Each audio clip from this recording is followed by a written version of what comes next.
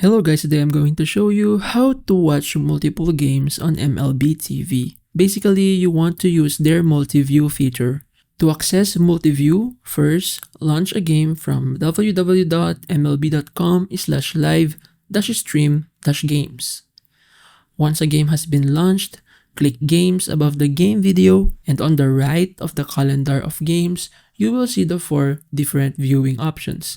The viewing options are single, dual, thumbnail, and quad. Select your viewing preference, and the web player will adjust to your selection. To select additional games, click Games on the top right of the web player. Select the other games from the calendar. In single view, 1 game will play in the web player. In dual view, 2 games play side by side. In thumbnail view, there is a large video on the left and 3 smaller videos on the right.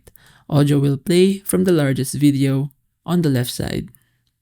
In quad view, 4 games play. Unlike thumbnail view, all videos are the same size. In all viewing options, you can click on the game to receive audio from that game.